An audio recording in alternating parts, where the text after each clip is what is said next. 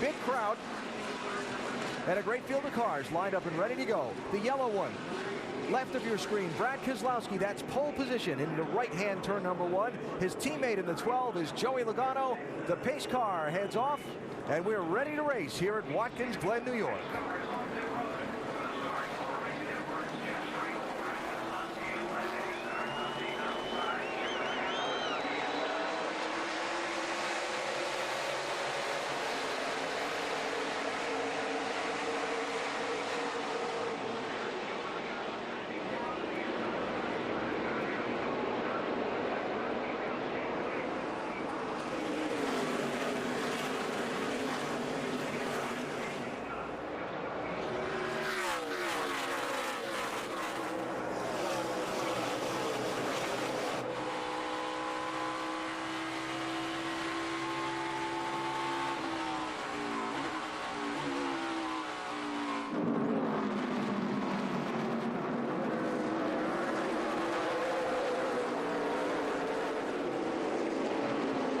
Pressure, Ambrose 09 on Logano, 12 for second after some big blocking down the backstretch to the inner loop. Now you can see that defensive move for Logano, moving over to the right-hand side of the road just so Ambrose could not outbrake him into that corner. We'll see that a lot today, but it looks like he may have a hard time holding off Ambrose. Yeah, Logano was like had an opportunity that he might stay up beside his teammate Keselowski there down in turn 2.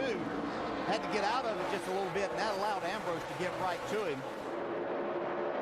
Kyle Busch had a little momentum on Ambrose on the backstretch too, so everybody playing a little defense when their offense didn't work out. But trouble off the last corner. Got a car turned around. 23, that's Kevin O'Connell. Had a great finish out in Road America in one of his rare appearances in the Nationwide Series. Only runs the road course races. They're clear all around. I can't see. Is it still running? Nope. Yeah, somebody's flooding me. O'Connell started back in 34th place in this one.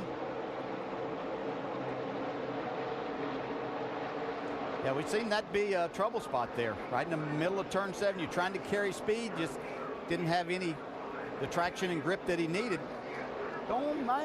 He may have got a little help. May have got a little bit of a tap there from the 99, James Buescher. Both the 99 and the 60, you see it right there. Had to start in the rear. James for post-impound adjustments, an engine change for Chris Buescher in the Roush Fenway 60. Also, Tanner Berryhill went to the rear for post-impound adjustments as well on his 17 car. Yeah, and Chris Buescher's been fast here through the practice sessions and everything this weekend. Yep. Qualified that 60 car up in 12th place, but had to go to the back after an engine change. So Brad Keselowski leads. Joey Logano, Marcos Ambrose, Kyle Busch. Then Regan Smith, Paul Menard, Ty Dillon, Brian Scott. And here back at the tail end of the top 10, Matt Kenseth in 9th and Brendan Gaughan in 10th. See, coming up through the S's now, Joey Logano's got a little bit of momentum. Moving back towards the bumper of his teammate, Brad Keselowski in the 22.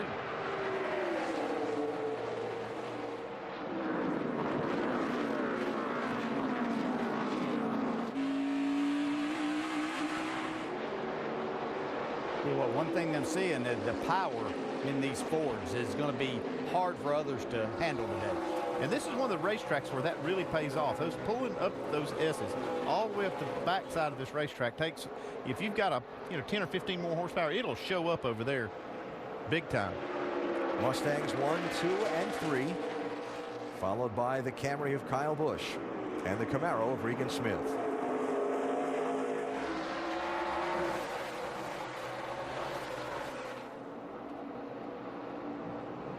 Logano really gets off that last corner well, doesn't he?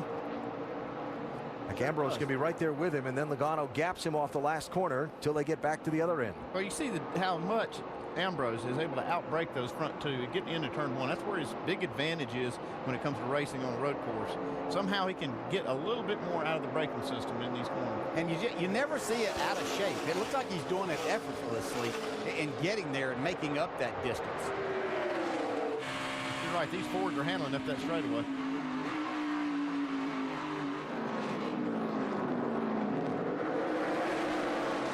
Wow, look at they're all this. stacked up now.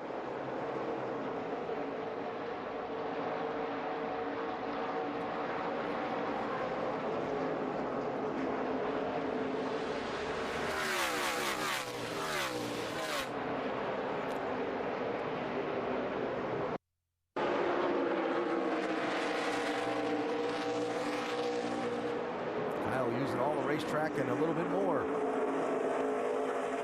Trying to find a way around Ambrose and the stack up that's in front of him. The downhill charge to turn 1.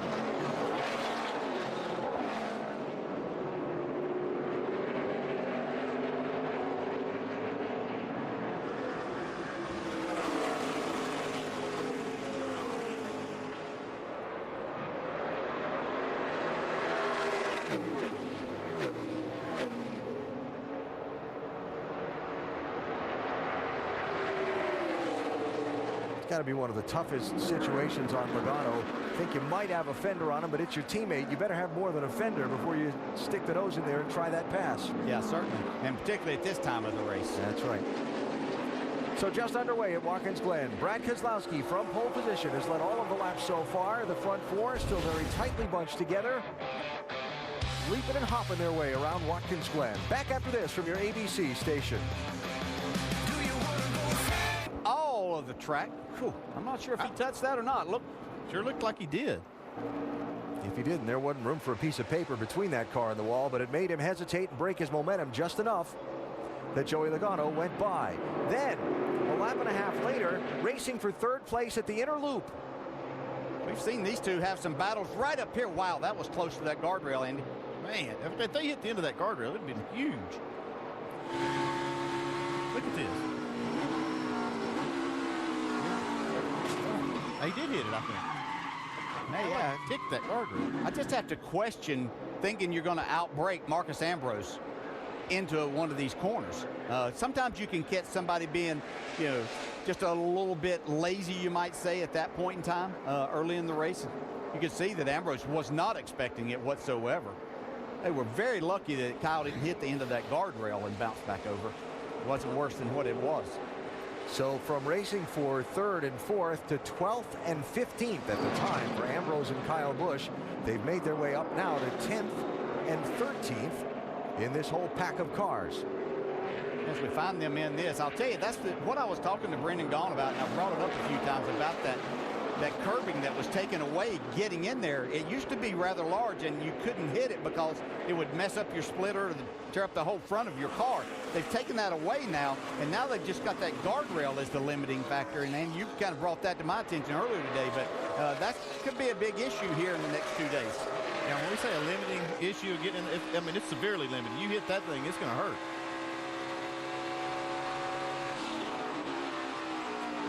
'75 car Kenny Hobble was just on and off pit road a moment ago. So a lap down, being overtaken by some of these leaders. So they're using those curbs as basically the track, even some of the grass. So they'll cut that, especially the entrance to that bus stop. They can cut it off all the way to the edge of that guardrail. And it's just allowing them to straighten that part of it out, where it used to be a major turn right there that you basically had to do. You had to slow the car down. You're not having to slow it down nearly as much, and it's a big factor in seeing the track records we saw in both the qualifying sessions for Nationwide and the Cup today. Elliott Sadler waving a faster car with an angry driver aboard through. Now Kyle Busch trying to fight his way up through the traffic in that 54, Dave. And they've talked back and forth over the radio. Kyle not saying anything about a feel he has in the car that is anything but okay. The crew telling him we haven't seen any damage other than the lettering being rubbed off the Goodyear Racing Eagles on the side of your car. So he only reported a loose handling race car early on, but that could have been much, much worse for his day. That could have been a huge wreck if he caught the end of that guardrail like you were saying a minute ago there, Andy. Yeah, it sounded like he just barely ticked the edge of it. Doesn't look like there's any damage to the car. He did. I was wondering if either one of those cars maybe flat spotted the tires as they were spinning through there, but looks like Ambrose is able to keep pretty good speed, and so is Kyle Busch. You know, it may be something just minor that they might have flat spotted that, but if you get in another one of these corners just a little bit too hot and you get there to it, as we see a change for the lead, that's a great move right there by Keselowski. Yeah, going back to what you were saying about the flat spot on the tires, that tire will find that flat spot the next time that you try to overbrake. It'll hit that place again, and then it'll grind through to the cords. Then you can have big problems. So Brad Keselowski, after losing the lead on lap 6 to Joey Logano, on lap 10 gets it back and reassumes command. Penske drivers leading all of the laps in this race so far. Team Penske led all but 9 laps of this entire race last year. The former series champ, Brad Keselowski, back in the lead at Watkins Glen. Sunday Night Baseball presented by Taco Bell. The Nationals and the Braves at 8 Eastern on ESPN and live on Watch ESPN. Big series for Washington in their pursuit of a division title and a playoff spot. Under caution for the first time in this race, some contact over at the inner loop damaged Kenny Habul's 75 car, and then he shed some debris, tried to drive it back around to the pit lane, and that debris has fallen on the racetrack and put us under the caution. Trevor Bayne, the other car involved in the incident over there at the inner loop with Habul.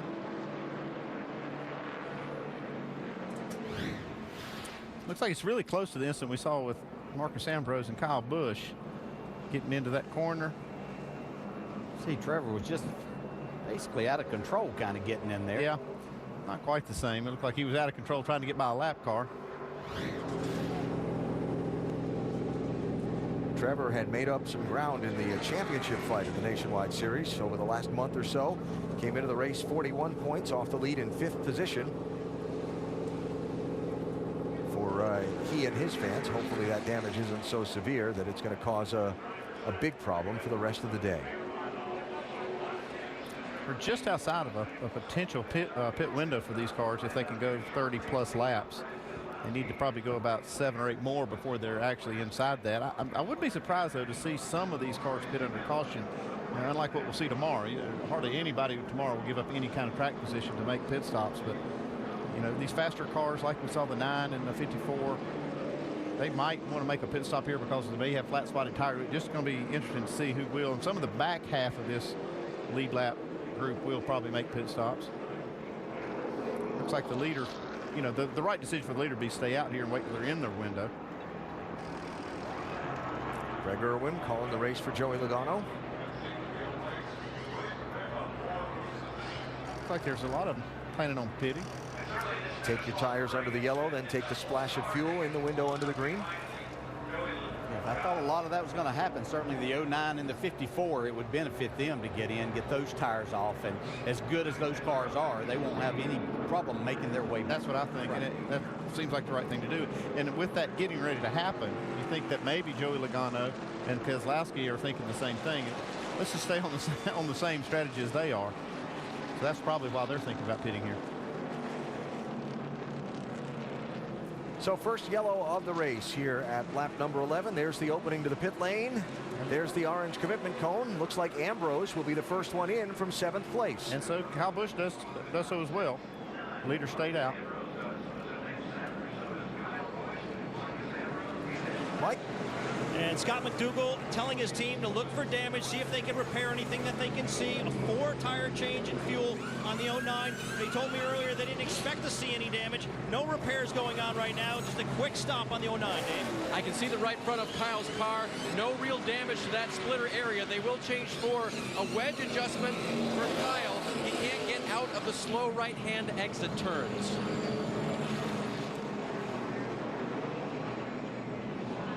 Elliott Sadler going to split those two on the pit exit. So first caution out here at Watkins Glen. The first strategy move is played. We'll come back for the restart in a moment. Children's Hospital 200 from the Mid-Ohio Sports Car Course. See that one on ESPN at 2:30 Eastern next weekend. That race last year had an interesting twist on the season-long championship fight, and we'll see how next weekend's slugfest plays out on the tight Mid-Ohio road course. So resetting the order after pit stops, Marcos Ambrose will be first off the pit lane in 16th. Elliott Sadler 17th. Kyle Busch 18th for the upcoming restart. Dave? Checking with Adam Stevens on the 54 for Kyle Busch. Okay, Adam, one of the few to pit here. Update us on the condition of Kyle's car and your strategy move then. Well, racing hard there in the Nationwide Insurance Series and spun with Ambrose and did a little damage to our car and to our tires, so I didn't feel like we had much of a choice other than to come pit and put tires on it. Luckily, we only gave up 8 spots. Everybody's short of the window here, but it will open up some options for us when we get in our window. Okay, thank you. Dr. Punch? And Jeremy Mullins, crew chief here for Brad Keselowski. We saw Brad fire off, and then suddenly the teammate went by, and then he went back by him. Was there an issue? No, not really an issue. Just our Hertz Mustang's a little too free right now. Hopefully it comes to us a little bit. We'll get it tuned up a little bit on a pit stop, and hopefully we can keep it out front. All right, Jeremy Bullens saying they will probably pit within their window, which may be opening between laps 19 and 21, and they'll make a track bar adjustment to help that freeness entering the corner. All right, Doc's trio of penalties on this round of pit stops to be passed out. One to the championship leader, Chase Elliott, for his crew going over the wall before they're allowed to on the pit stop. As you can see, their crew is right down, down here. He's just a little bit too far away when they do. See when he comes to the pit stop right there, they're just a little bit too early across that wall. That's one of the problems with this style of pit stops. You can see they're pitting the car backwards from what they normally do. And it kind of throws everybody just a little off rhythm. And you're only allowed to go over when your car is one pit stall away. That's the rule. And speeding on pit road penalties for Kyle Larson and Dylan Kwasniewski. Bad lap for the Turner Scott team. All three of those will go to the end of the line for the restart. Brad Keselowski leads into the green.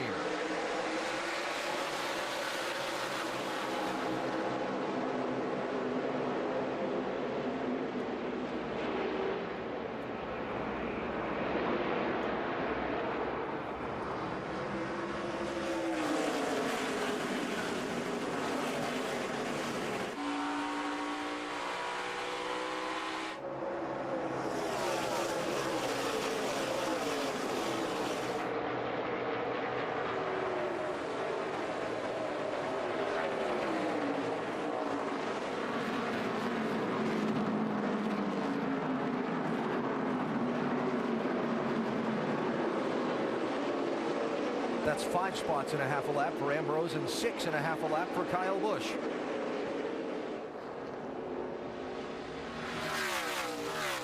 They got fresh tires and talent, and that makes a big difference up through there.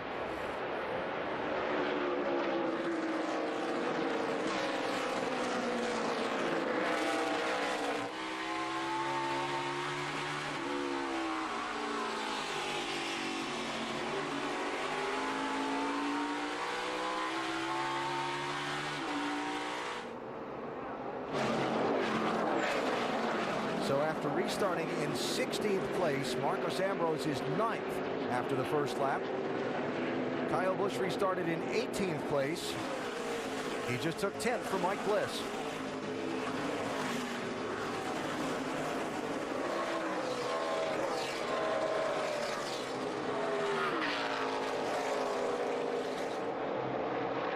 Keselowski and Logano 1 and 2. Regan Smith, Matt Kenseth, Paul Menard 3rd, 4th, and 5th. Kenseth taking 4th from Menard in this last lap.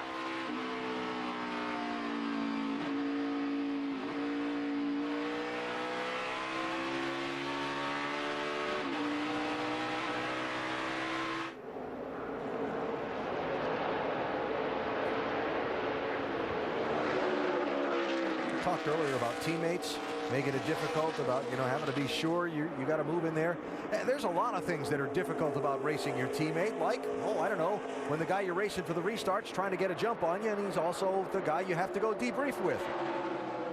Well, let's not play games like that in the restart. Yeah, copy that. If he can send a message to normal restarts would be nice.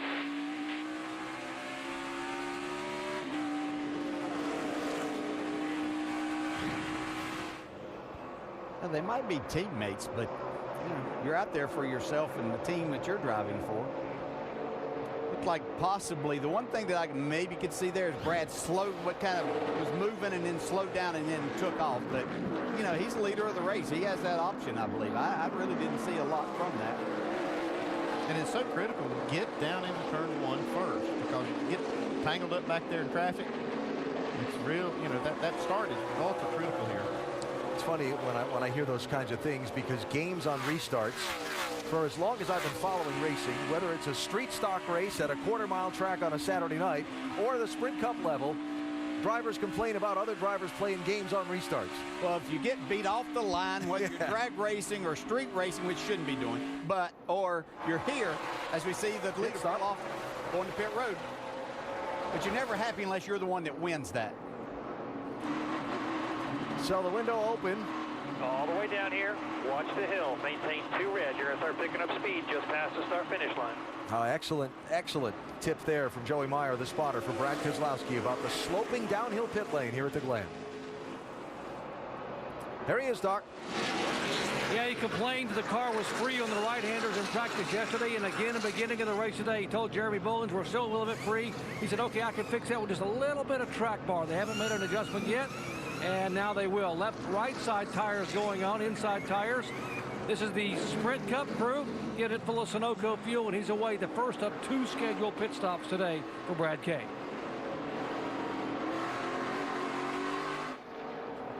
So when will we see Logano and Smith and Kenseth and Menard in for their stops? Probably soon. And here comes Ambrose now, all the way up to 5th place in that 09 car. And has already made a stop. So what we'll see from them soon, it's kind of like we saw Steve Letarte do for Dale Jr. last week at Pocono. Yeah, especially since he's been able to make up a lot of these spots in this ground. When he makes his green flag stop for fuel, they may just take fuel or 2 tires. They might be able to leapfrog these 2 leaders. Mike? And Joey Logano on pit road. Crew chief Greg Irwin calling pit stops with code, instead instructing his team on the ground. They're going to make a wedge adjustment and a 4-tire change on the 12. Logano has been loose just about everywhere on the racetrack except in the carousel. He's been a little bit tight there. The stop is complete and he's away. Chase Elliott now away after a 4-tire stop on his own. A clean stop there for Elliott as he maneuvers on down pit road himself. Chris Buescher is on pit road. A bit of a slow stop right now for them. Chris coming from the back of the pack. Didn't want any changes to the race car. Finally on and off of pit road. Remember, motor change. Alan alluded to that at the beginning of the broadcast. Ryan Reed, Dakota Armstrong also on and off the pit lane on this lap under the green flag. The hand out the window from Regan Smith. Beware, I'm headed to pit road. And he was able to lead that last lap.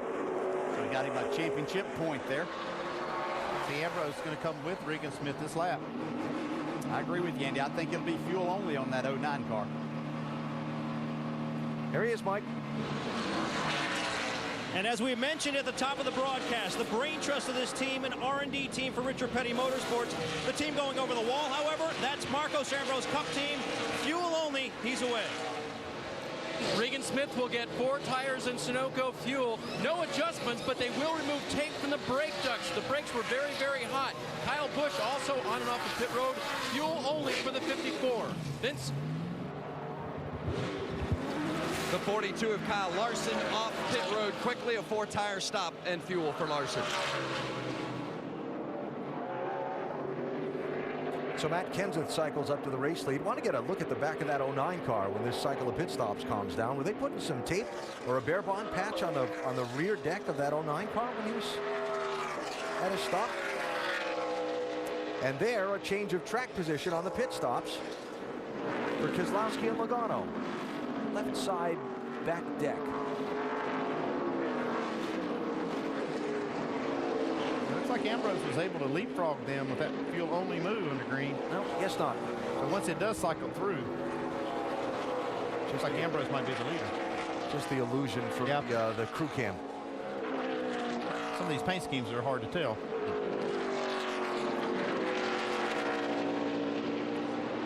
More pit stops.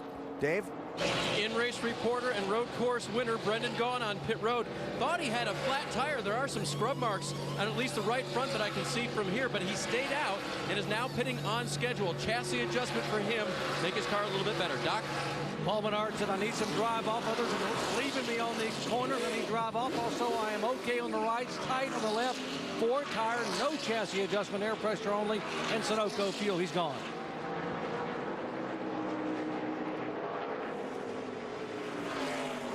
Seeing some difficulty with these pit crews as they try to make these stops. You talked about how different that is, Andy, and you've done this before. Oh yeah, every time we came here, it's just so foreign when the car's coming at you from a different direction. You're changing the left sides first, then the right, and everything's backwards. It's really hard. You have to practice this a lot before you come up here, and I'm sure all these teams have, but it is still awkward. From the lead, Matt Kenseth to pit road. Mike?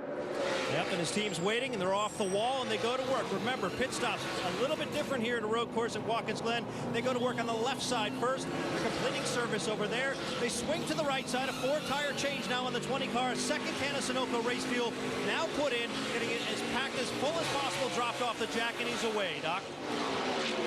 Brian Scott, it'll be 4-tire. This is the Ryan Newman 31 pit crew. The RCR pit crew getting some reps today and tomorrow for them having the pit in the other direction. So far flawless. Got it 1 can of Sunoco fuel and got a lot of grass and debris on the grill, trying to get that clean before the temperature goes up. Whoa, right side tires, and he's away.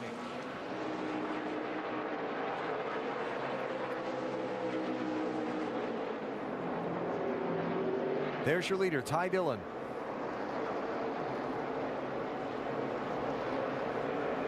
Not yet visited pit road in this race. One of 4 who've yet to stop. Yeah, I saw a lot of grass. You can see a lot of grass. This time, we're going to be in first gear at the line.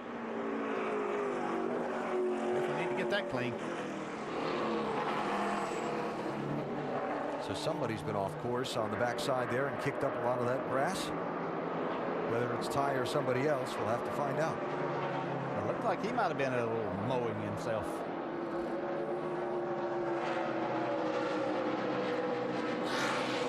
Vince?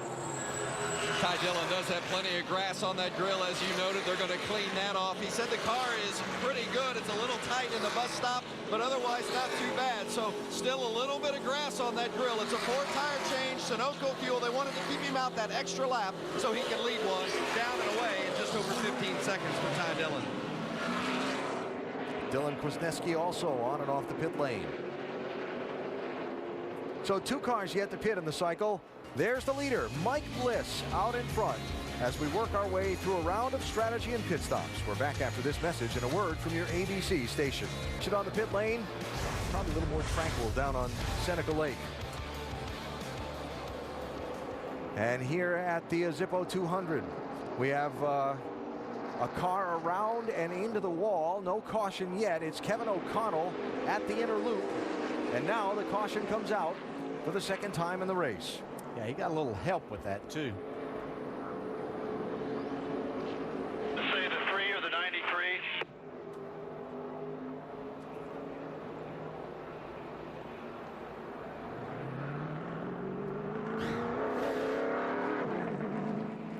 That might be the 6 car once again. This is a hard hit, too.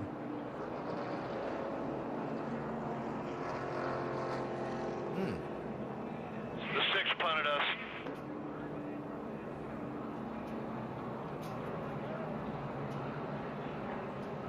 It's been the same thing both times with Trevor Bain getting in on the outside of someone. I don't know if you can. Oh, that is a hard loop. You might think of that they're coming over in front of him, but getting himself in a bad spot in that inner loop.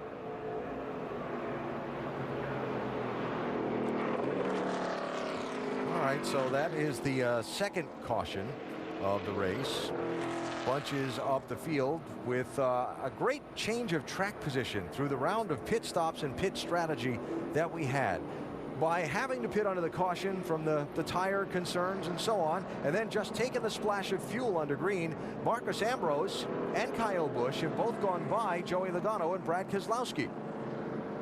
There's Ambrose in the yellow car, there's Kyle, and there are Logano and Keselowski, who between them traded track position on the pit stops also.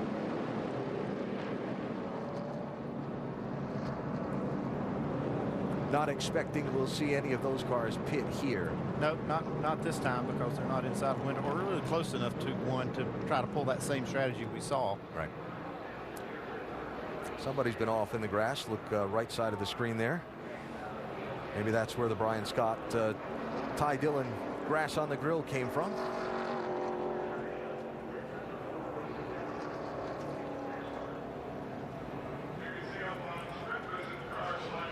The cars in front of race leader Marcus Ambrose, James Buescher, J.J. Yaley, and Brennan Newberry pitted under the first yellow back at lap 13.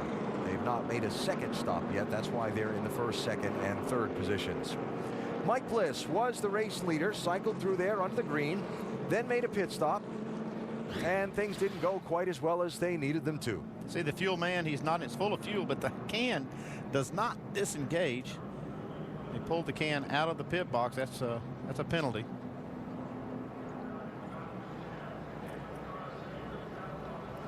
Andy, when you are pitting a car backwards, you're used to having the fuel can on your right shoulder and plugging it in a certain way, and the angle now, to still have that can on your right shoulder. Everything's different. You know, right. I mean, you're on a different foot. Everything's different. Yeah. It's just a very awkward thing to come to these road courses just, once or twice a year and do this kind of pit stop. Busher, Newberry, and Yaley do stop under the caution here. That cycles Marcos Ambrose up to the lead. Ready for the restart in a minute. About Ambrose is that he's got good fuel, he's got all the gas he needs, but he's low on tires. He didn't put 4 tires on that last time. He just gas and goes, so he's not as good as the rest of the field when it comes to the tire situation. And strategy, once again this week, the topic of conversation. Mike Mazzaro. Yeah, it's been an adventurous first phase of this race for the 09 team, and catching up with crew chief Scott McDougall. You got back to the front, but it took some work, and now the last stop, fuel only. Any concerns at all not having as fresh tires as some of the others out there? Well, we just need to pay attention to our windows to play it to the end of the race. So that was our best scenario for the box that we were put in, with spinning early and hurting the tires and things like that. So I think we can bounce back for it. It fell around where I wasn't really worried for how many laps around the tires before we put fuel. So, and he's very talented here, so it's in his hands for a little bit. That may be the understatement of the day, Alan. Very talented, and Marcos Ambrose, they go hand in hand. Yeah, without question. So as we continue to work the caution, other stories to update you on. How about Chase Elliott? Wasn't that long ago we were showing you the crew over the wall too soon in the pit stop, and the penalty was going to send him to the end of the line, which was 28th place. Look where he is now. Yeah, they've worked their strategy well too, coming in getting fuel under that green deal, and got himself up in a great spot here, top 10, 7th. So the championship leader entering the day, and not by much, is making up for some early troubles here at the Glen. 75 car Kenny Hubble is getting the free pass. That's him passing the pace car, but still another lap of caution yet to go here at Watkins Glen, which takes a few minutes. Time for a break, and back in plenty of time for the restart. That'll be entertaining. That's what I was thinking.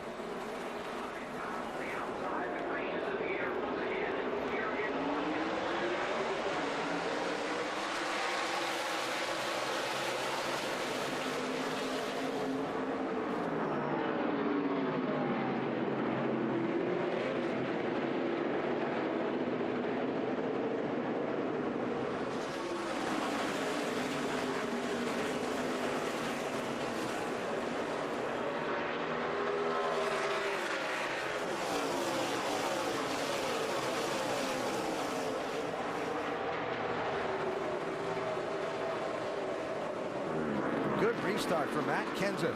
By Keselowski up to 4th. And Joey Logano around Kyle Busch to 2nd.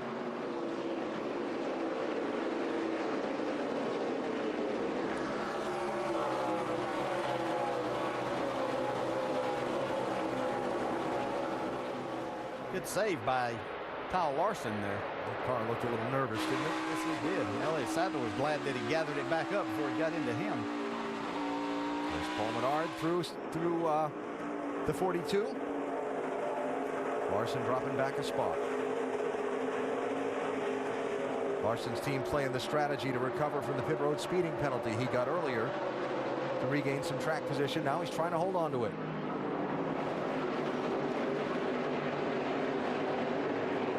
Seventh and 8th there. On board Elliott Sadler.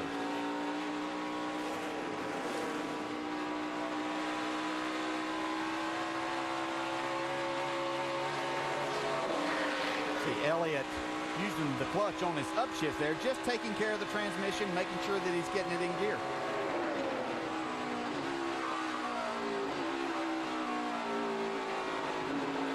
Menard slides by.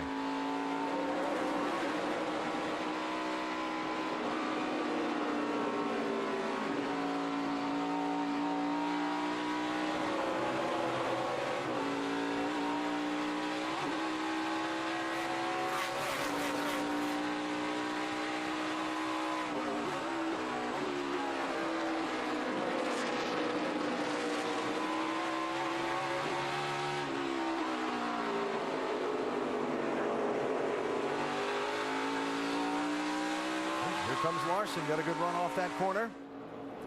Fan it out there. Regan Smith all the way to the inside. Larson tries to block.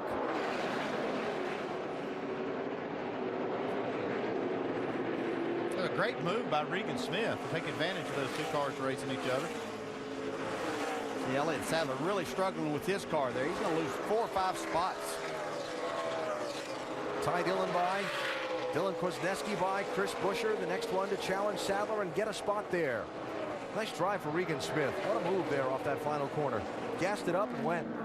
Yeah, you know, he was really good at Road America when we were up there covering that until the weather came. When the track got wet, he wasn't as good. Of course, he hadn't done that before. But whenever the track was dry, he was one of the fastest 3 cars there.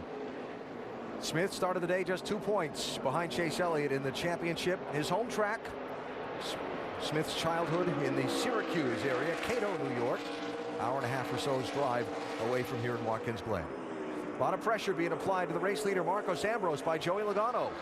I think this 12 car in Logano has shown maybe to be the best car here today. He's passed the 22. Now he's trying to pass Ambrose in that 09. Don't think you're going to outbreak him. You're going to have to find another way to pass him. Yeah, he does have a good car, but he has a little bit fresher tires than the 09 at this point. Just that little strategy move that they did when they pitted under caution, they ran a few laps and then made their green flag stop. The 09 did not take tires, and Joey Logano and the 12 car did. Just things to watch here today and tomorrow with Ambrose is when he's out front, because he gets so deep into the corner, you have a hard time passing, getting anywhere close to outbreaking him, anything like that. But when he is that car that's chasing you, he applies so much pressure, and you know that he's so good getting into the corner. Sometimes it makes you look in that mirror just a little bit too long, overdrive the corner, next thing you know, he's by you. Always a lot of emotion on the radios from these drivers in the cars. That's 1. Tell him that's not happening again. All he gets is 1, 2. He's getting dumped next time. Joey Logano referencing, we believe, Marcos Ambrose and that last restart squeeze off into the S's. Well, you have that choice as that lead. Oh, trouble. Big J.J. Yaley.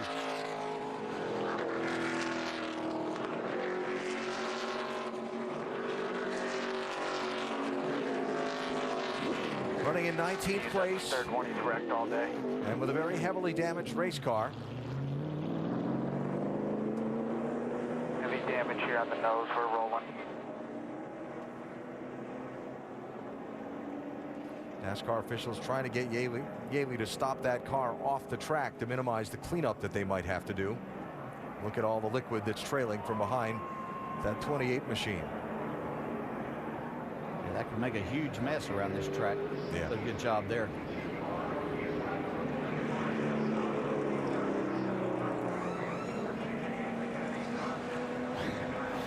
Okay, it looks like Trevor Bain right here in the 6, right behind J.J. Yaley as they get down into the left-hander. Wow. Just a big misjudgment there by Trevor Bain. They just keep turning across the left front like I'm not even there. I mean, I was all the way outside of him getting into the braking zone, and he just turned right.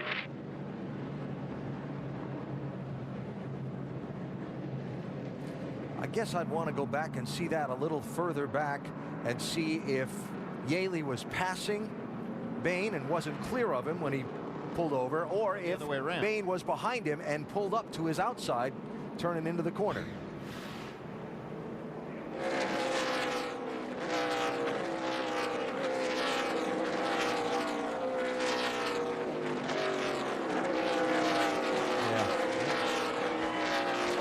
You know, here's the thing. The 6 car's been involved. That's the 3rd incident he's been involved in.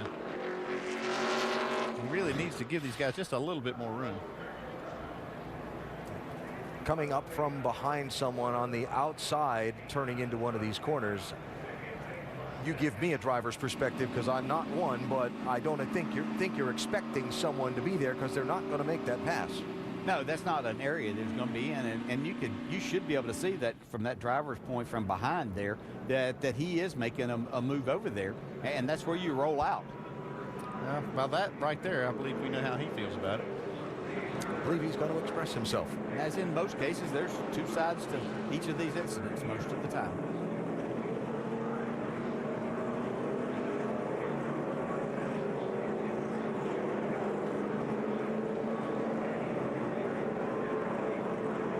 You can do all that he wants, Trevor. I mean, you're just alongside him.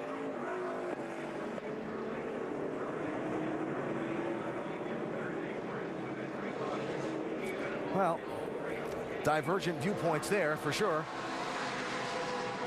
Trevor Bayne has been involved in all 3 caution flags that we've had here today so far. Actually, well, yeah, all 3. And it's been a tough day for the 4th place, check that 5th place driver in the championship. So yellow flag out. A little bit of cleanup to do out there between turns 6 and 7. So we'll take a break. We're back to Watkins Glen after this message and a word from your ABC station. Sir, just the more you say from here, the less time we set the box. Speaking my language. They're just talking about being efficient on saving fuel. It's going to, anything you can do to save fuel is going to help you somewhere, whether it's making it to the finish, whether it's a little less time sitting in that pit box while you're getting fuel and getting filled up. And it really comes down to details anymore, as competitive as it is in this series. Jeremy Bullins does such a good job of that. Won 3 of the last 4 road course races in the NASCAR Nationwide Series. Did the 22 prepared by Bullins. Would have won the 4th one.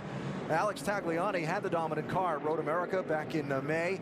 And the rain and changing to dry tires and so on kind of caught him out. Some late cautions. He came back from like 15th to 2nd in the last 2 laps.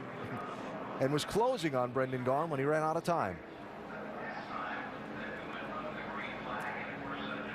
So Bullins watching today as Brad Keselowski runs 4th at the moment in this one.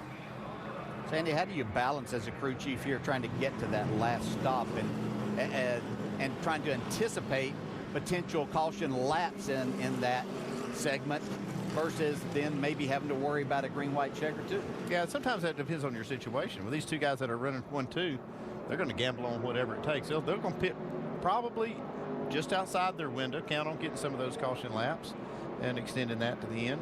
You might see the 54 and 22 hedge that just a little bit. They're probably still going to gamble some on having those yellows, but they're not going to gamble probably as much as some of the other guys that don't have anything to lose. There's the 1-to-go signal out at the inner loop, so when they come back to the start-finish line, we'll go racing this time. One of the stories we talked about before the race started was the opportunity to throw away a big chunk of points. We've still got 31 cars on the lead lap in this one, just before the halfway mark. Yeah, we can see all of that change, or a lot change, just in that inner loop that we're talking about. I mean, heck, turn 6 or turn 7, that could cost you a lot of spots. Before the restart, let's check in with Dave. And J.J. Yaley just walked from the infield care center. Are you okay? And then how did that go down from your point of view? I'm fine. Just really disappointed. We had a really good Texas Spirits number 28, and we're just kind of riding around. We just pitted there for fuel only. Some of those guys got tires, so we were just kind of riding around, and just let the 99 go by mine outside. Went to tuck it back up behind, and the next thing you know, I guess the 6 must have tried to shove it in there and turn me the wrong way, head on in the fence, and I don't know how he's going to pass me, but, if he had to give me another corner, he could have gone by me just like the 99. So, not even halfway in the race, you would have expected a little bit more out of someone that's got the experience that they do. But regardless, it makes it tough. We're going to have the road course next week, and got a lot of work to get another car fixed. Glad you're okay. All right, thank you. J.J. Yaley, he is done for the day. Maybe. All right, Dave, so here we go for the restart. This time Joey Logano outside of Marcos Ambrose. Instead of behind him, it's Kyle Busch that's behind the 09 as the pace car pulls off.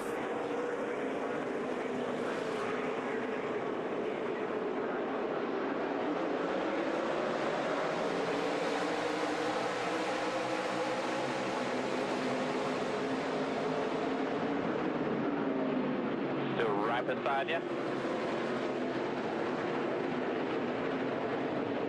Barely enough room behind, still there.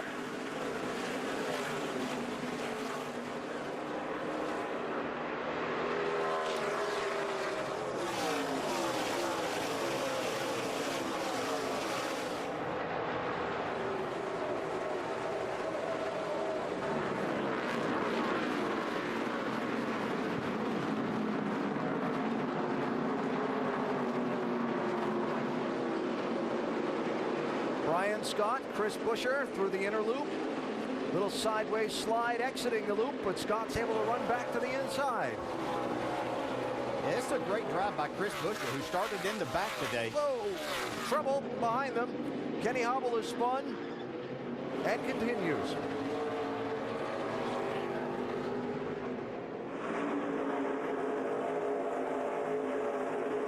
And this still isn't done yet. Now Buescher's able to get the spot on Brian Scott.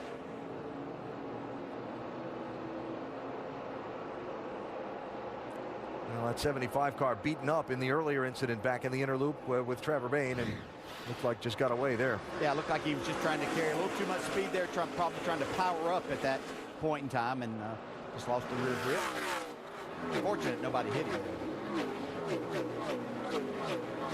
Through all the various things that have happened in the opening half of this race, and we're just a lap and a half shy of the midway point, the cars that started first through fourth are running first through fourth. They've taken a lot different paths to get there. That restart looks like it's really difficult to be that outside front row, but Joey Logano did an incredible job of keeping that second spot as they went up into the S's, and he was on the outside of Kyle Busch. I didn't see exactly how he made that move, but he was able to hold on to second. Behind those front four, Matt Kenseth fifth, Chase Elliott sixth, Regan Smith seventh, then Paul Menard, Ty Dillon, and Kyle Larson filling out the top 10. Here's Regan.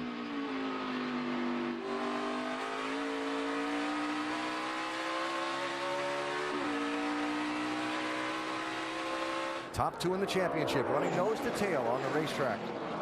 And sixth and seventh, with Ty Dillon just 2 spots behind. Regan Smith here really applying a lot of pressure. He's able to get to the corners, and it could be, we've seen Chase on the ovals be one that doesn't charge the corner much, but gets back to the gas and really drives off, which can be a great benefit here on the road course. Yeah, I think it's been a really solid race for Chase Elliott. He doesn't have a lot of road course experience. This is going to be critical to him winning the championship these next 2 weeks. I think he's done a really solid job to this point. Ryan Sieg in that 39 car left of the screen. Looks like he's trying to get back around to the pit lane. That window safety net on the driver's side has come down on his car. Not allowed to continue without that. Yeah, I'm thinking he might have some other issue too. I'm not sure this car is totally under power. To the garage. It ain't running. I was looking for fluid coming out of the car. I can't really tell from that shot.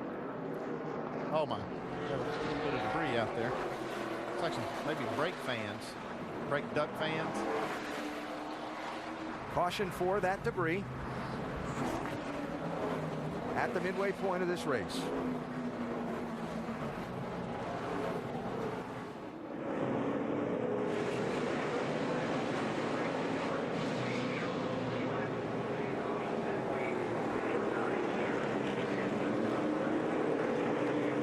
Where did this debris come from? This could be interesting.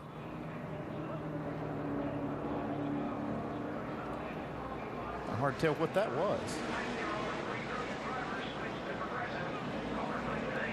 That's the part of the racetrack where the debris is. So my question is, did that come from Marcos Ambrose's car, or was that there and he hit it? Hard to tell from that shot, but it really kind of looked like it came out of that car. It sure did look that way.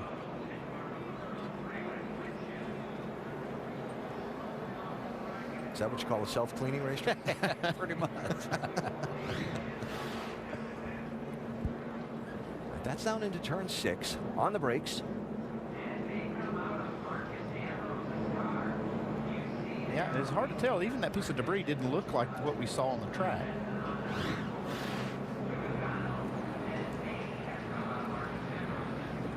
Add another chapter to the plot of what's already had a few twists in this one. Yeah, I think as long as they keep all 4 wheels on that 09, he'll have a chance to win regardless of what fell off of it, as long as his wheels stay on it.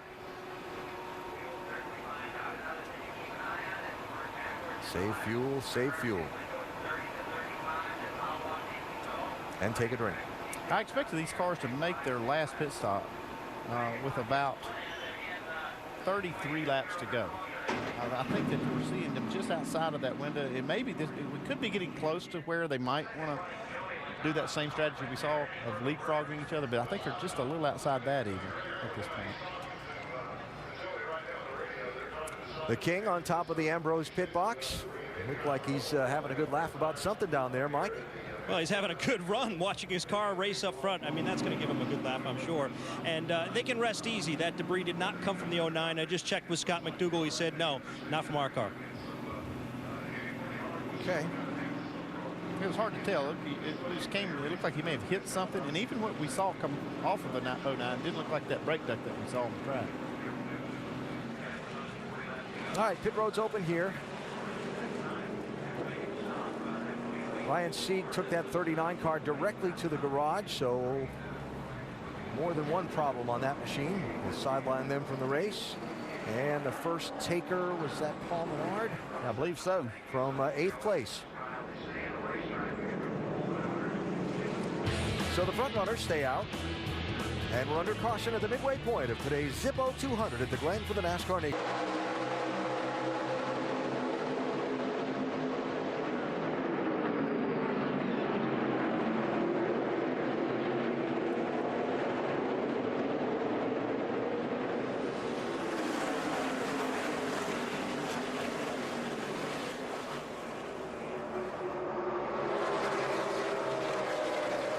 Keselowski making a run at Kyle Busch through the S's for 3rd. But he's on the outside for the right-hand turn into the inner loop. Could get interesting here. Oh, no.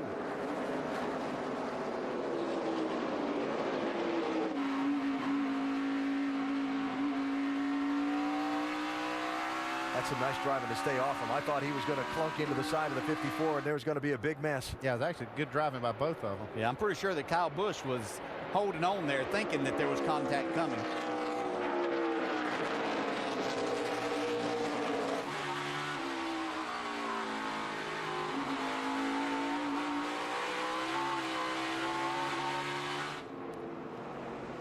So Ambrose leads. Logano still trying to stay with him. Now a pretty good gap back to 3rd place, Kyle Busch. And Keselowski under challenge for 4th from Matt Kenseth. Yeah, Keselowski looked like he's kind of overdriving these corners right now. Saw him do that down into turn 6, went way across the curving. Turn 7, he got in there a little bit hot. That allowed Kenseth to even get to him. Went down to turn 1 and didn't make it a really smooth corner there. I think he got some dirt and debris on his tires in that last trip through the inner loop, maybe? Yeah, possible that he did that, and then when he went off, there's a lot of speed driver there off of turn 6 that could have created a lot of that situation. So Kenseth through, Keselowski back to 5th, deepest he's been all day under the green flag. When not cycled back by pit stops. Regan Smith by Chase Elliott. Swap of 6th and 7th there between the teammates and championship contenders. Top 3 in points for 3 of the top 4, all running nose to tail right there. Elliott Sadler just another spot or 2 back in 11th place.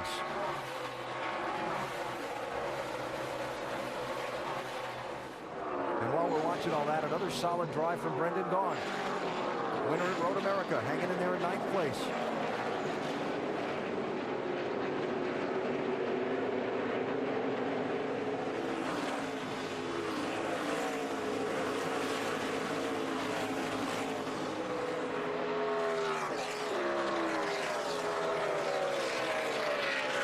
Kyle Larson there, right behind Brendan, trying to catch up as Joey Logano applies all the pressure he can to Ambrose. Well, he's doing everything that he can to get to that bumper of the 09. And I think probably right now kind of sizing up, seeing, okay, well, if this comes down to the end, where am I going to be able to make that move? Oh, hang on, Jeremy Clements. Paul Menard pitted from 8th place before, restarted in 22nd. Just took the 14th place from Clements.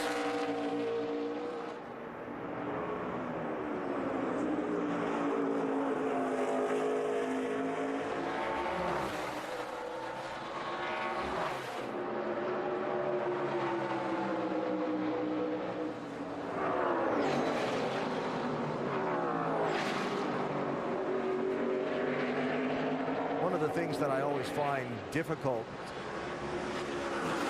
in the two-dimensional world of television is elevation at a road course. Yeah. The elevation change downhill from start-finish line in that braking zone to turn 1, and then just how steeply they're going uphill through those S's. Even here, beyond the inner loop at the carousel, the outer loop, how much that goes downhill and then uphill again in that short period of time. I just love watching this battle right here. It's just so incredible how many places there are to make a mistake. These guys are not hardly making any mistakes. They're staying right in each other's tire tracks, running within 1/10 of a second every lap. That's hard to do on a track like this. And you know, Ambrose, you just don't see him make mistakes out front, even trying to make passes and things. Very rarely does he do that. He's just so smooth. Well, let's give it to Logano too, because he hasn't made a mistake. If he does, he's going to lose contact with Ambrose. He's staying right there.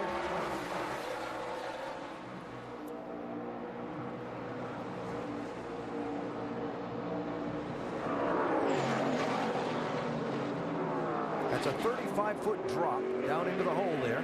Then you begin to climb right back up the hill. Yeah, most of that drop comes towards the end of that. Yeah. When you're really hard at braking, you carried a lot of speed down in there. And then this is uphill, more than I can describe to you. I don't know the exact footage of it. I think probably, Alan, you got that. I do. But you're powering up, and it's almost like you're picking the front end up off the ground as you power up through the S's. Almost 60 feet of climb from the bottom of turn 1 up to the top of the S's. And as this out of what they call the carousel turn 5 here, as you go to that, you feel like that the banking goes away from you there. You're going downhill. Really makes for a difficult corner, and one that you have to attack. I was interested to watch there when they hop that curb exiting that corner, how rough that is on the drivers. You see the movement inside the car. These laps they're running are just very, very close to the fastest laps they've run all day.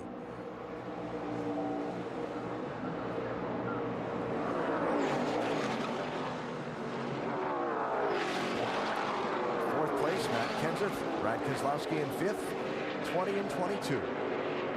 Brad would really like to make this pass before they get into these green flag pit stops. He'd like to be back in touch a little bit more with those top 3. I think he's faster than Kenseth, but Matt doing a nice job of keeping him behind.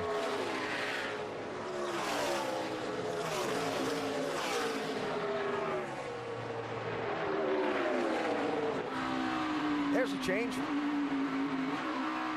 That's obvious that Matt Kenseth decided to give him that spot.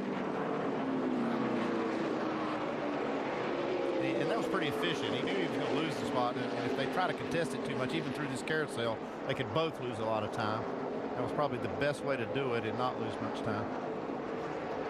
And Matt was on the wrong end of if something was going to happen there, probably. So what makes him the champion that he is. Discretion, yes, being the better part of valor.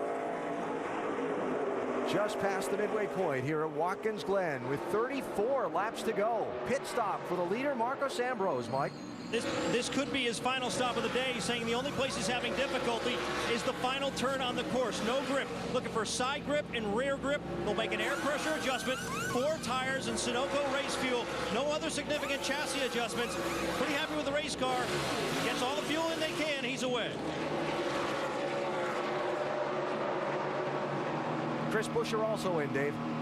He was on pit road under the last caution, got the 4 tires and Sunoco fuel. This time just the top off to get him to the end. And remember how well they did on fuel at New Hampshire just a couple weeks ago. It was one of his 2 top 5s of the year, and they went a long way saving fuel. Just past the midway point of the race with still now 33 laps to go. Strategy's been played by Marcos Ambrose.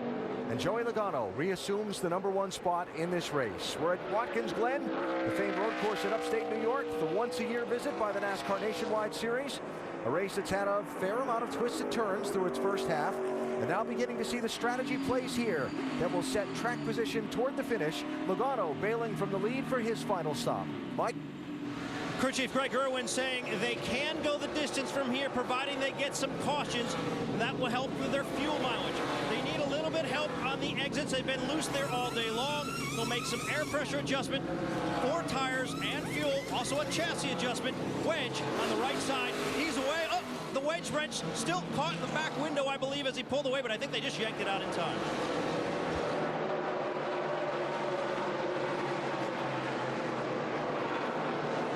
So critical here, since they were running close together on the racetrack, where do Logano and Ambrose come together at that exit of pit lane? Here comes Ambrose, here comes Logano. This is going to be tight.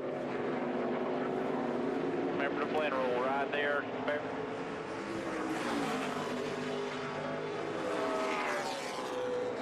Wow! Just like they were before they pitted. That was something. And now, as Kyle Busch and Brad Keselowski come down the pit lane, where do they fit when they come back onto the racetrack against these two?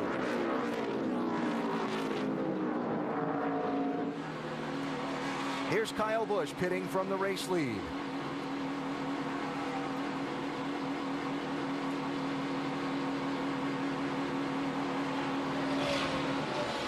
Here he is, Dave. They put tires on the car in the lap 13 caution, and then at lap 20, they took fuel only. A wedge adjustment for Kyle, just a slight one in the left-hand side of the car. 4 tires full of Sunoco fuel. See if he can get back out and challenge those Penske cars up front. Brad said the car is good, no changes, no complaints. He said, wait on me on fuel. We're going to wait on fuel. Got to be full, got to be full. Holding that second can of Sunoco fuel, getting left, right front, right rear tires on. Oh, he stalled and started to go. Vince. The 3-car Ty Dillon took 4 tires, fuel, and away.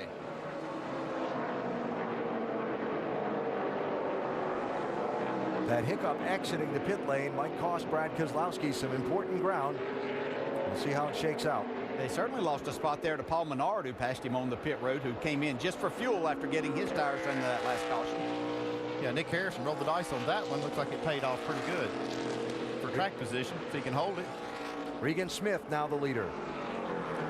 Now the jeopardy these guys are in here that haven't stopped yet is if the caution comes out before they make this pit stop. Get in your window, get in. Dave? Regan Smith has not complained about the brakes as he had earlier, so after they removed tape, in theory, he's got full brake pedal, which is great to the end of this race. Full of Sunoco fuel, 4 tires. They'll see if they can make it to the end. Vince?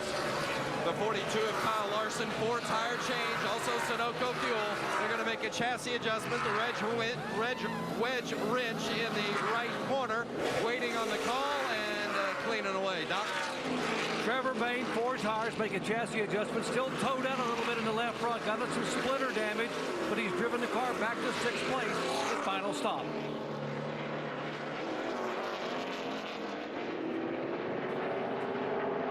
So Brendan Gaughan is the race leader, yet to make that final pit stop. There's Brendan, the Road America winner. Another pit road speeding penalty coming for Kyle Larson. Yeah, that's 2 of them today for the same thing, speeding on pit road. Well, one of the reasons you run these races on Saturdays to get yourself ready for Sunday. Hopefully you won't make that mistake tomorrow then.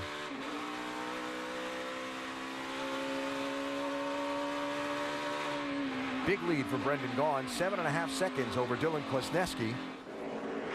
Chris Buescher has had contact.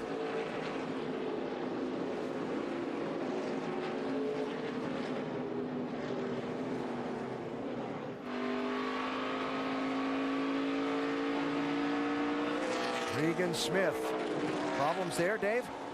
Alan, according to the NASCAR officials, they did not get all of the lug nuts tight on the right front, so he'll have to come back down. They'll have to tighten those up, and they'll send him back out. Big championship implications. Depending on where he goes to the end in terms of strategy here, maybe they can out-strategy other people, but they've kind of made a bad error here at the end. That wheel's really loose. They didn't really give a one tight lug nut that I could see. Maybe not even one tight.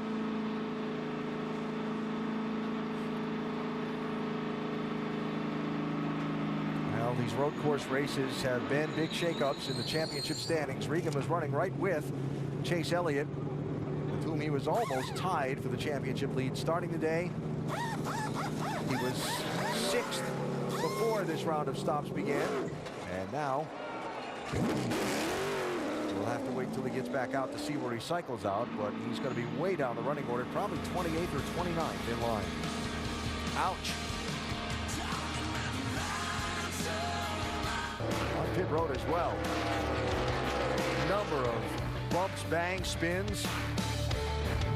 And the frustrations being shown here at Watkins Glen International. Crucial moment of the race after what would be their final pit stops. Marcos Ambrose coming up on track, barely ahead of Joey Logano.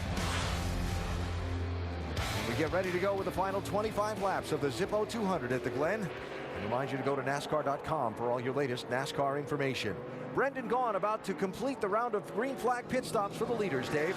He was last on pit road, lap 27, took on 4 tires at that time, and Crew Chief Shane Wilson reminding everybody, no penalties, take your time. He's seen the mistakes that have happened today, asking his crew to just pay attention.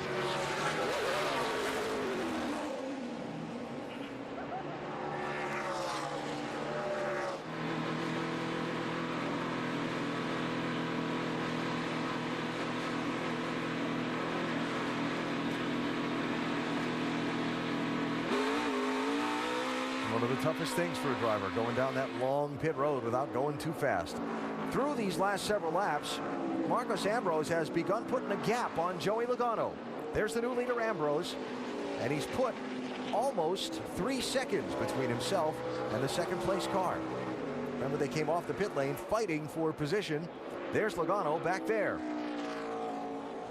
Kyle Busch, the third car in line. And then way back to Brad Keselowski and Matt Kenseth, 4th and 5th. Keselowski lost a couple of spots on the pit lane. He's made them up on the racetrack since coming back out. Yeah, I'd say to get back in the battle for the win, though, he's going to have a caution to get back up. You're not going to make up 9 seconds on Ambrose and Logano, I don't believe. Yeah, but I think there's going to have to be some cautions anyway, because Ambrose pitted with about, 33 laps to go. That's going to be really close to making it without a yellow and having some caution laps to extend that range. So, and I don't think we've seen the last yellow flag. History says no, we haven't. More on that shortly. First, we go up to speed with Nationwide Insurance and start with Mike. And we'll talk about the championship leader. Chase Elliott came into today with a 2-point advantage, trying to hold on to that. And as you heard him tell us at the beginning of the show, he didn't like to take any cues from any veterans before the race, but that doesn't mean he's shy about following during the race, and we'll get back to that in a moment. Caution on the racetrack. Landon Castle in trouble over in turn number 6. Oh my, looks like his right front tire blew. I didn't even have to tell you the history. The caution came out again. All you got to do is mention that stuff. I know. And you wouldn't believe the people that think that we jinx it somehow. Tire explosion or something. It was really weird, though. I mean, it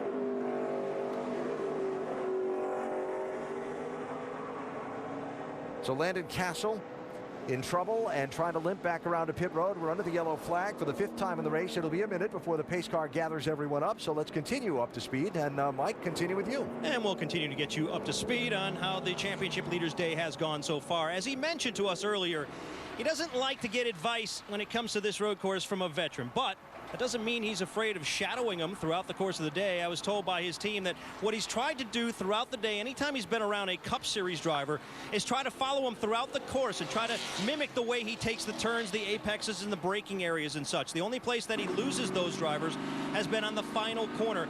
He's needed a little bit of help turning. They tried to tighten him up, or tried to loosen him up just a little bit on that last stop. 4 tires, fuel, and air pressure. As far as fuel goes, they feel like they're a half a lap to the good, and that was before the caution. Vince? Well, and taking a look at the 11 of Elliott Sadler, currently loaded in at P11, position 11, and came into this race tied for 3rd with Ty Dillon in the championship standings, 12 points back. Sadler looking for some grip. That's been his main concern throughout the course of the day. Just hasn't had the grip that he feels like he has needed.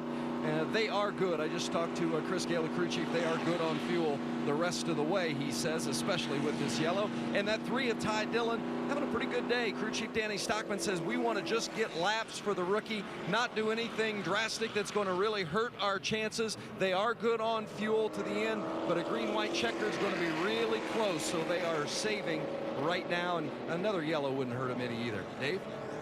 That'd be good for Regan Smith, too, Vince, as he now runs back in the 27th position. Crew Chief Ryan Pemberton told me this morning the one thing we can't do is gamble on fuel. So they came down pit road exactly when they wanted to on lap 52. Unfortunately, the unspoken thing they couldn't do, make a mistake. Those lug nuts loose, Regan losing control of the car on the track, getting hit from behind by Chris Buescher. In fact, that's where they've just ended things with him. On a look as he came by, Crew Chief Pemberton said, I can't see anything that should slow you down. And as you scan the list upward, there's a number of cars Regan should be able to get, especially if he has more cautions, and try to gain back the points that were lost. Yeah, so we showed you earlier the replay with the troubles on the pit stop and only getting 1, maybe 1.5 lugs on that right front. Here's what happened when he came back onto the racetrack and went racing up into the S's. Watch the red car right behind Smith as Smith slowed for his troubles. That's Chris Buescher. Yeah, I think Chris Buescher expected that. That 7 car's been good all day, and he was expecting him to just go like he had been through that section. And when he had to back off for that tire, he just got in the back of him. Oh yeah, you can see the car shaking. Be careful. Still there, left side. And that could have been a huge accident. There are a lot of cars you can see coming up at full speed behind those guys. But the troubles for Landon Castle present a good break for this 7 team because they were almost a full lap down to the race leaders, and this allows them to close up to the pack and position themselves to try and pick up some spots in these final 22 circuits.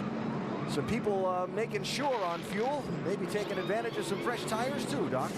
Yep, Nick Harrison told Paul Menard, hey, we're not points racing. Let's do what we can do to win this race. Why don't you come on in? We'll put 4 fresh Goodyears on it. We'll top it off with Sunoco fuel. We'll give you the best race car we can give you. We're going to see some more yellows. You'll catch them and have a shot to be able to make them in the spots. Same philosophy for the 2 car, trying to gain positions, having a good race car, being able to get a little more grip, a little rear grip an issue with the 2 car. Going to put 4 tires on that one as well and top him off with fuel for Brian Scott to give him the best car and maybe give him a chance for a top 10, if not top 5 finish. So caution with 22 laps to go here at Watkins Glen. The yellow out for troubles involving the 0-1 car of Landon Castle. That's not pretty. We're back after this message and a word from your ABC station. By Taco Bell, Washington and Atlanta, 8 Eastern on ESPN and live on Watch ESPN. The Braves with a win last night. Washington trying to find a way to make the playoffs. What would be a great story. That Braves had lost 8 in a row, but still right in that battle.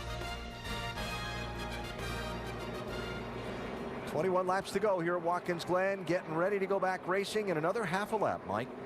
Going to check in with crew chief Scott McDougall for Marcos Ambrose. What's your fuel situation right now? Yeah, we're in good shape to the end of the race. We'll just see how the end plays out. If we go extra laps or anything with green light and checkered. But the cautions there will add into our favor as well. So I think we're pretty good. Things bode well for the 09, Dave. 54 of Kyle Busch has been in third for quite a while here. What's his best shot, Adam, at getting the win? That's a good question. You know, wins are hard to come by these days in the Nationwide Insurance Series, but we made a good adjustment there, and we really found some speed. So hopefully we can get a good restart and race them for it. More speed than they had before. That's a good thing. AB? Talked about the first and third place cars. Here's something on the second place driver of Joey Logano. Yeah, you're good, buddy. You're good to go. You just keep doing what you're doing under yellow, and you'll be able to race the snot at them to the end. No matter when that is.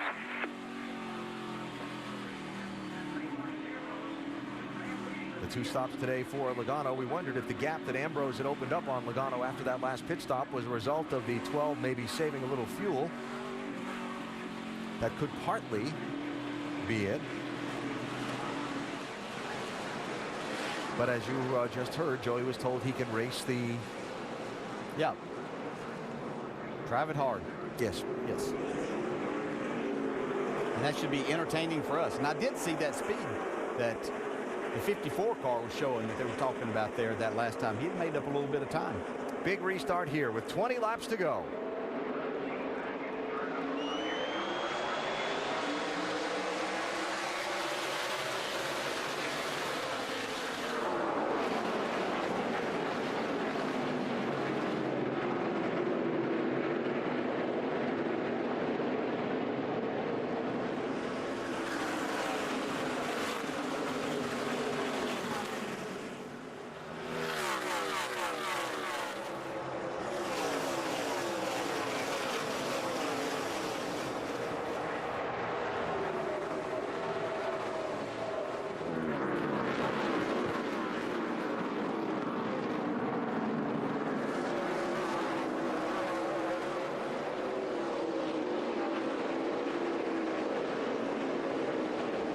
Hey, Logano worked awfully hard to keep that second spot down there in turn 1 and being able to fall in behind Marcus Ambrose.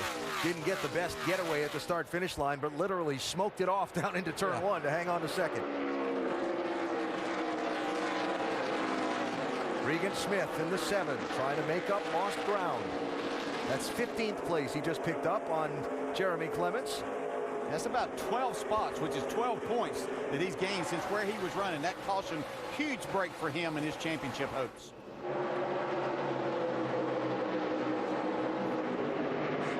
Change for third place. Well, maybe not completed.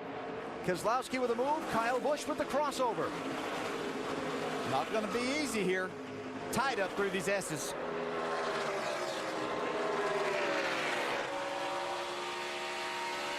It's going to be a race to the bus stop. We've seen this go side by side in here before.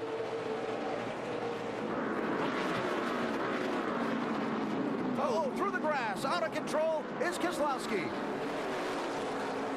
Hold on to it. See the grass on Elliott Sadler's grill, and I'm sure there's grass on the 22. Lots of that little excursion. Got a little bit of grass on the nose.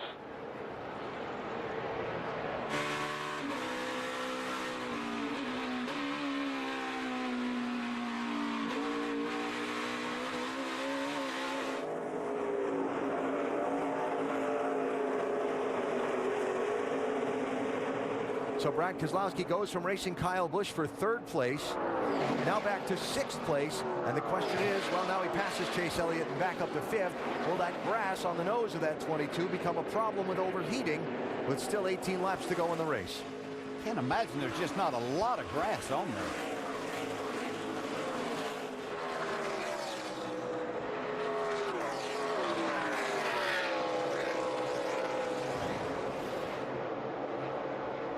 He drove it off in there for sure, but way too much speed.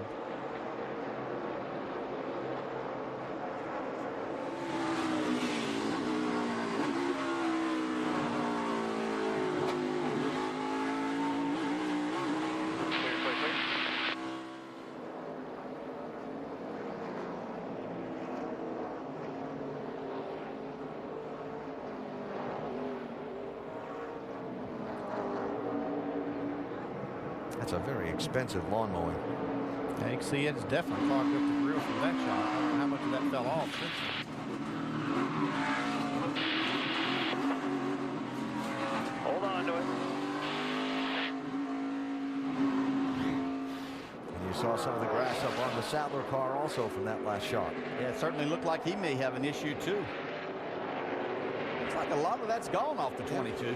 I say it really was a lot packed on there. I don't know how it all fell off. Maybe the next time, the next thing he hit over there as he was coming over those curbs may have knocked it off. Update on the 22 from Doc. Yeah, he was able to get up behind the 20 car to get some of that grass off, and he told Brad once you go by Kenseth, he's running hot as well. He's going to pull in behind you and try to get some of the grass off of his grill as well. They were going to call him back in just a moment ago to put 4 tires on. He said, get behind as many as you can and get as much off as you can. If you can't get there, we're going to have to pit. They're still waiting, he's still on hold to see if the temperature is going to go back down. And remember, NASCAR tracks 2 sets of championship points. Now Brendan Gaughan's car is running hot. You can see all the water coming out of the other overflow. Yeah, he was right behind in that whole mix, so he might have got a lot on his grill also. There's 2 sets of championship points, the Drivers' Championship and the Team or Owners' Championship. And the 54 and 22 locked in a very tight fight there. And yeah. Oh, yeah, he's got problems. He's going to have to pit. All right, 4,900 first.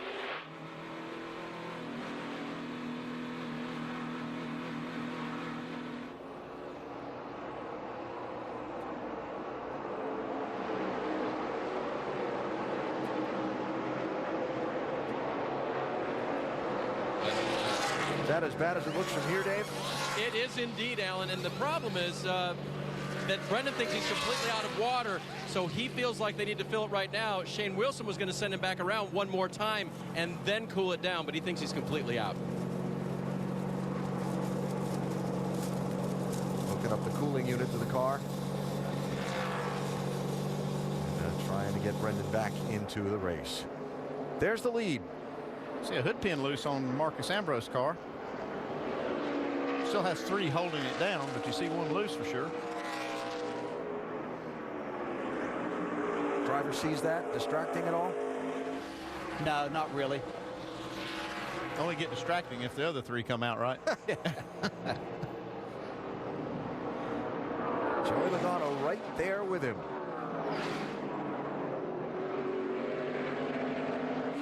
Yeah, I'd say that car in his mirror is more distracting than that hood pin for sure. 14 of the last 17 road course races in the NASCAR Nationwide Series had a last green flag run of 3 laps or less. Now, Watkins Glen last year was the exception. Had a last run of about from when we went green on that last restart to the finish. We'll see. I have a feeling we're not done with the yellow flag the way this one is rolled today. Regan Smith just on and off the pit lane. A follow-up on that in a moment. 15 laps to go. 2010. Those to go with his 2 wins here in the NASCAR Sprint Cup Series. Ambrose has certainly been a dominant factor in this course in the last handful of years. He'll be a factor again tomorrow in the NASCAR Sprint Cup race, starting on the outside of the front row next to Jeff Gordon. Today he's led the most laps, and he's out in front with 13 laps to go in this one here at Watkins Glen. Hasn't been a trouble-free day. Was involved in a tangle way back on lap 5 with Kyle Busch racing at the inner loop. Fell back to 12th place. He's worked his way back up to the race lead in part through some very well-called strategy on the part of his crew chief, Scott McDougal. Trouble again for Kenny Hobble. He and Dakota Armstrong there. See, as he gets going right through the gravel, he picks up a little bit on the splitter. It's going to carry Carries it out, yeah.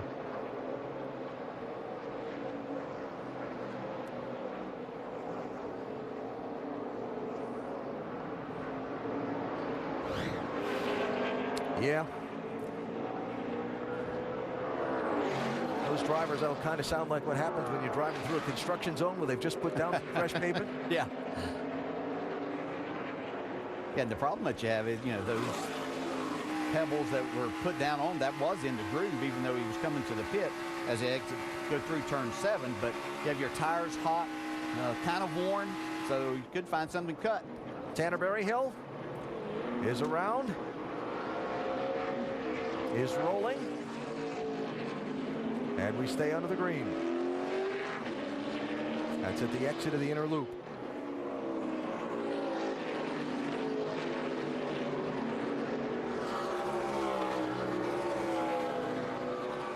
Ambrose beginning to put a gap on Joey Logano like we saw under the last run.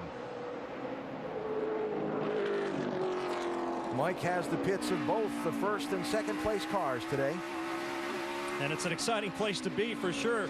You know, as much as Marcos Ambrose wants to win this nationwide race, he's keeping an eye really on the big picture, as is the entire organization, Richard Petty Motorsports. Yesterday, when I walked into their trailer, Director of Operations Sammy Johns was in there with Scott McDougal going over various aspects of the race car. Apparently, they're using this race to fax out certain things. For example, maybe the brake system they're using tomorrow. Also, Drew Blickensderfer, Ambrose's Cup Series crew chief, he's been atop of the pit box throughout the day. He's been just observing more or less as McDougal's been calling the strategy, but he's trying to pick up as much as he can. Now, as far as Logano is concerned, he said something to us before the race began. He reflected back on last year's race, and he said he felt like he was not aggressive enough, and he vowed to be much more aggressive today. As he sits in second place trying to reel in Ambrose, you got to wonder, is he going to be true to that word? To be true to that word, he might need another caution to have a shot at another restart, because he's fallen a second and a 10th behind Marcos Ambrose as we head to the final 10 laps. Yeah, just looking at the lap times, the 22 car of Brad Keselowski of the top 4 is running the fastest lap times. He's the one that's having to make up some ground, though, after that little skirmish he had over there in the bus stop. Yeah, he's by far been the fastest. I'm sorry. Yeah, but it seems like that grass has not been an issue. Can't believe that it hasn't, with all that we saw on there.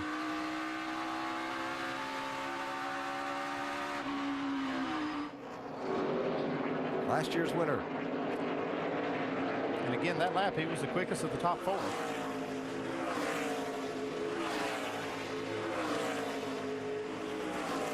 Yeah, Yeah, close off those grill openings, a little extra downforce, you know. It'll go a little quicker till it won't go. Yeah. But I've been looking for any telltale sign of steam or anything out of the overflow and haven't seen anything. 10 laps is a long time at this track. It's a lot of racing. But for Ambrose to get that little bit of gap on Joey Logano sure takes a lot of pressure off, doesn't it? Oh, no doubt about that. Yeah, it just allows you. Well, Dylan Kwasniewski, who just came off pit road a lap or so ago after a green flag stop. That's turn 1. And he's back on and going. Nothing else. He was in 19th place.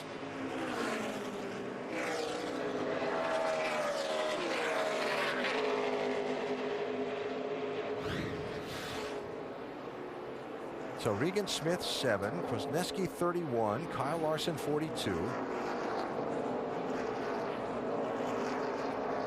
That was one of a doubleheader.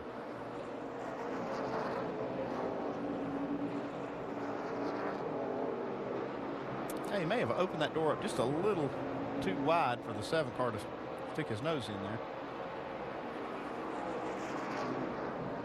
Now, I mentioned before, as we went to that last commercial break, Regan Smith on and off the pit lane under the green flag after the problems that he had dropped him way back to the tail end of the lead lap. He'd worked his way all the way back up to about the 15th, make that the 11th place, Dave, and then gave it all up. Yep, 21st to 11th in 2 laps. And he, along with a bunch of others, ran through the grass that Brad Keselowski kicked up, and he reported his car as hot the next time by. So he felt like he needed to pit. So they came down pit road. They splashed it a little gas in there, but cleaned nothing off of the front of the grill. So one hopes that there's not something further in the cooling system there that can't be just brushed off the grill, because nothing came off of it. Well, he sure gave up a lot of track time. He made, like you said, up to 11th, and he was still getting spots. And by making that stop, I don't think it really helped him any, because, like I said, they didn't even clean the grill. So after falling from 11th to 27th, Regan Smith there racing with Kyle Larson for 18th place. Larson having suffered 2 pit road speeding penalties earlier today. Dylan Kwasniewski. It's out by the inner loop. We will see if he gets that back around without the casing coming off that tire and bringing out a caution for debris. He's going awfully fast for that not to come off. Yeah, more crashing. Yeah. Take care of it here, Dylan.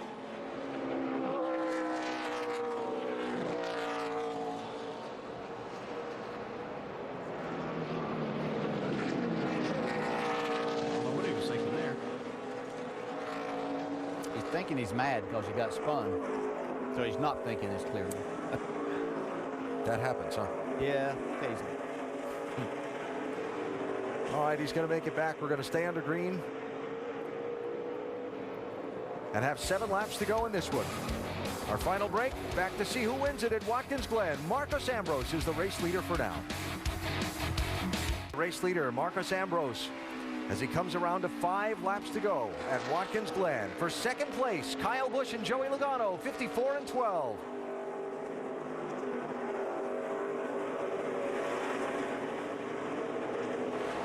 Ran up on a slow car heading to pit lane. But I think Kyle had that spot anyway. Yeah, he's been faster definitely this run. Probably the best his car's been all day. Ooh. Have to see if he's got enough. I know down in that corner a little too hot. Thought that sounded like maybe a little hop going on. Yeah. He's going to look in his mirror and see teammate Brad Keselowski coming at him pretty quickly too. The late yellow's been a trend for a lot of this season in the NASCAR Nationwide Series. Told you about the trend here at Watkins Glen. We'll see if it happens today.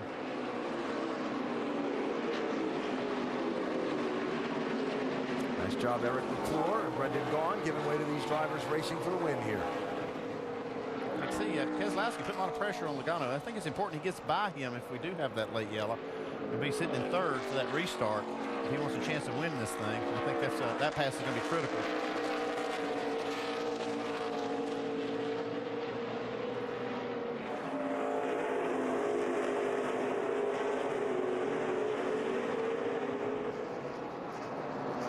4 to go.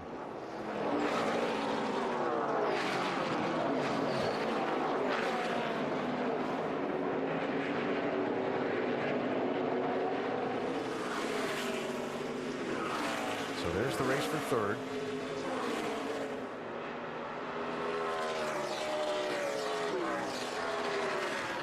Little wrinkle there in the left front of that 09 car. Yeah, he's been into somebody just recently too. I was thinking it was a lap car he might have gotten into here, and that was in the last couple of laps. And let's see how that affects this car a little bit. See, that 54 is definitely closing on him. He beat him the last lap, but it was about 0.03 of a second, so that's quite enough.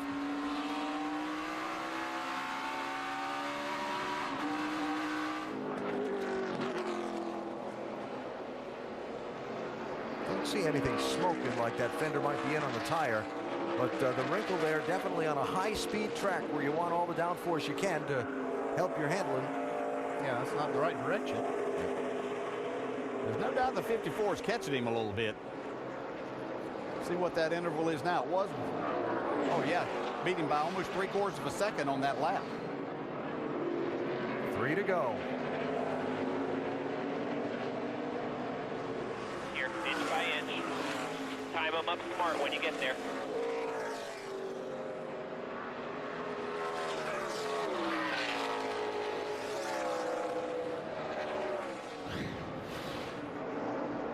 Apparently right here gets into the 74 of Roger Roos. Oh yeah. Another case of a driver that you're not accustomed to racing with and haven't been out there. Roos in his first NASCAR Nationwide Series start here today. Kyle Busch can see him there, though. He knows there's time enough for him to get there. Here we go, just over 2 laps to go. We still have these same 4 right together. Yeah. But even getting there and then passing Marcus Ambrose, we saw how that went earlier in the race. Remember, we've had Marcos pass Kyle in the late laps and take no prisoners in doing so. I'm not going to speak for Kyle, but I'm going to be willing to wager he hasn't forgotten that. That battle for 3rd and 4th back there might mean more than just a battle for 3rd and 4th if Kyle's able to get there. And by the way, don't forget that Ambrose and Busch tangled early in the race too, back at lap 5 at the inner loop. That was with Kyle trying to make the pass on Ambrose.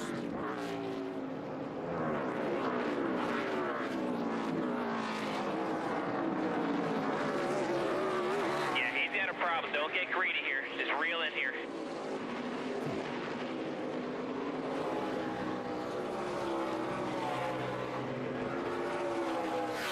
Well, Kyle has chopped down an awful lot of Ambrose's lead. But they're coming to the white flag. See Keselowski back there, he was off the track trying to make a big run on Logano for that 3rd spot. Lap traffic ahead. 1 lap to go to settle it at Watkins Glen.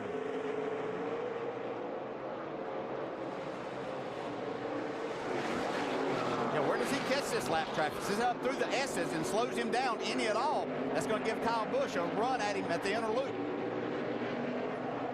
Jeffrey Earnhardt of the 4, the next car ahead. It looks like that might just happen too.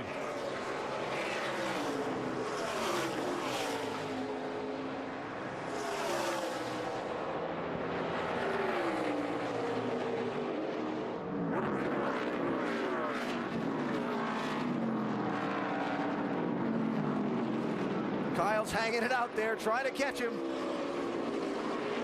I think that was everything that Kyle had right there.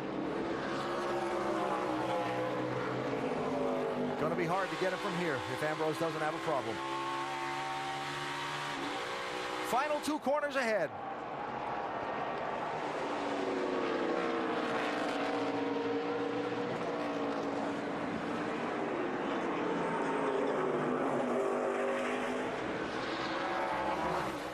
Times consecutively that he's entered, he's taken home the checkered flag and trophy.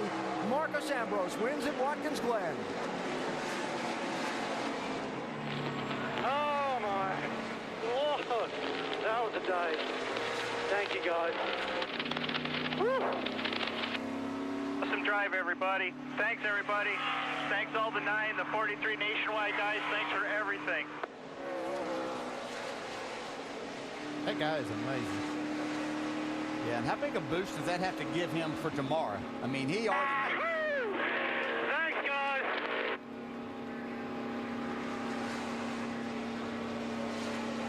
Big win for Ambrose. Big win for Richard Petty Motorsports today, Mike. A gigantic win for Richard Petty Motorsports. See if we can get a word with the king.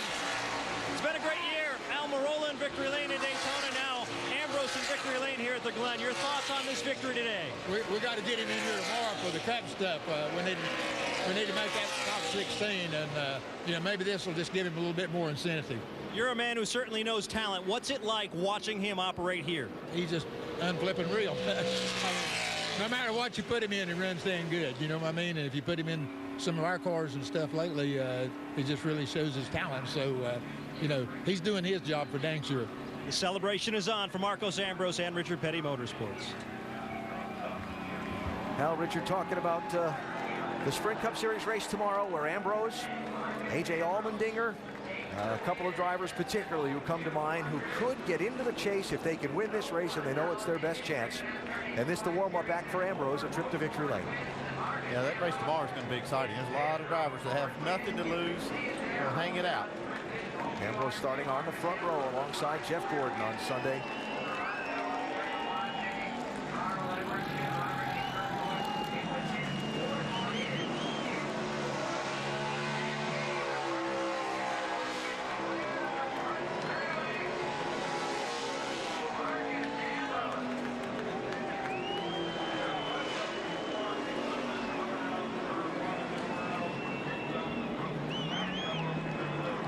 Stewart talked about a couple of weeks ago, winning in that sprint car and winning any race, the confidence that it helps give you and reassure you that you know what you're doing and you're on your game. Yeah, sure makes a difference. I tell you, there's just nothing better than getting that feeling inside you to know that you've got what it takes. He obviously knew that. They come out here with a team and a car one time and get the job done. He'll go into that race ready for every challenger tomorrow. Say, he just drops in on these guys that have been racing this series hard every week. That team did a good job to come in here and execute like they did. Ambrose, just absolutely incredibly talented. Well, I have a feeling it's going to take him a few minutes to get back around to victory lane. Let's check with some of the other top finishers. Dave? Kyle Busch, you finished second today. How would you describe your afternoon? Another second place. Monster Energy Camry was good. Probably good enough, just never had track position. We didn't qualify as good as we needed to, and tried to make a move on somebody that don't give a crap, and then he just turned into me and we spun out, so that put us behind. But we come back and, you know, got second, so that's it. Kyle second today at the Glen. Doc? Checking in with Brad Keselowski. Brad, not once but twice today you made a move inside the 54 at the inner loop and somehow managed to stay off of him, but that second one cost you. Take us through that move. Yeah, it didn't hurt or help us, that's for sure, Jerry, but it's really strong. Penske Hertz Ford Mustang, just, you know, we had that first pit stop cycle and we cycled back to fourth, and I fought like heck to try and get back, but I just couldn't pass anyone, so that was frustrating, but I felt like we were fast enough. Just didn't put it all together today, but hopefully we do it tomorrow. What did you learn today that might be able to help you in the Cup car here on Sunday? Just how difficult it is to pass. And it's probably even more difficult in the Cup car, so just got to find a way through it. All right, Brad Keselowski coming home fourth. AB? Doc, thanks. And back down to Dave with third place finisher Joey Logano. And getting cooled off after his run here today. At one point, it sure looked like you were the car to beat, Joey. What was lacking near the end today?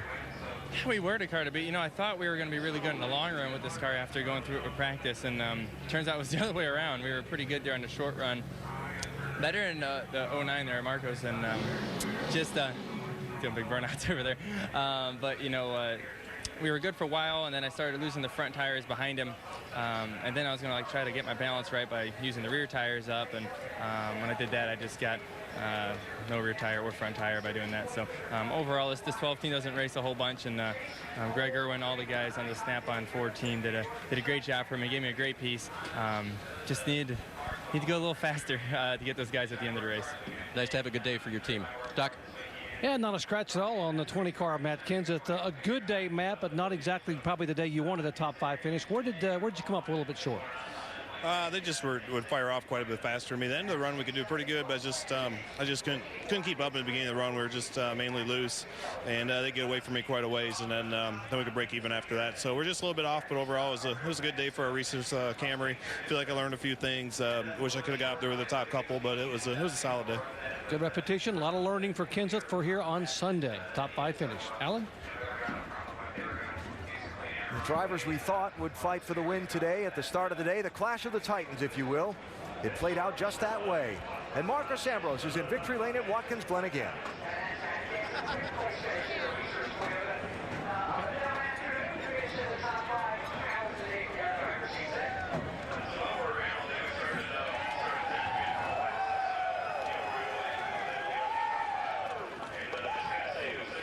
And the celebration here in Watkins Glen is on.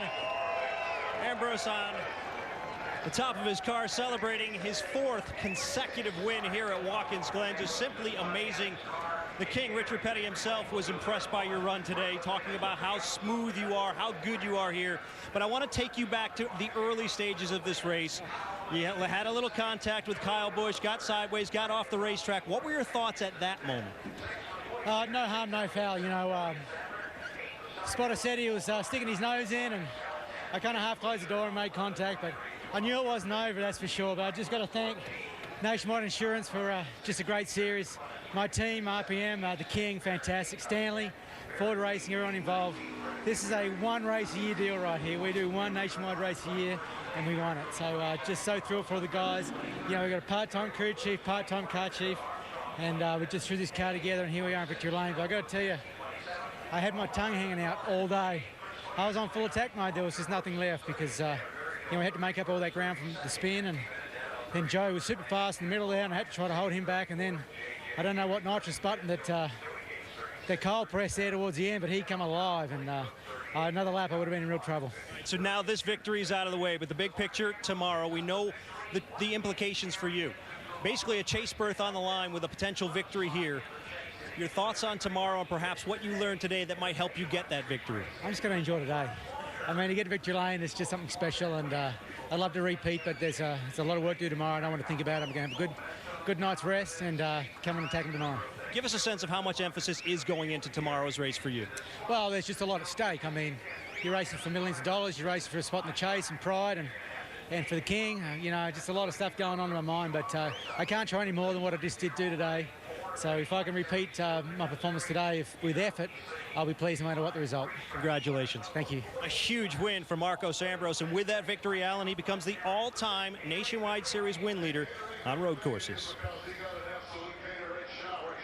Yeah, Marcos talked about what's at stake tomorrow. There you see he's 20th in the championship standings without a victory. Chances of him racing his way in on points with just the remaining events to go before Richmond, not very likely, so a win tomorrow. Here in Bristol, he's run well at Bristol, but here, really, his best chance to win a race and make the chase. Well, there's no doubt about that, and he's got the car and the talent to get it done. They came here and tested, knowing this was their opportunity, so should be a great race tomorrow. You heard Marcos Ambrose and Kyle Busch describe their on-track conflict.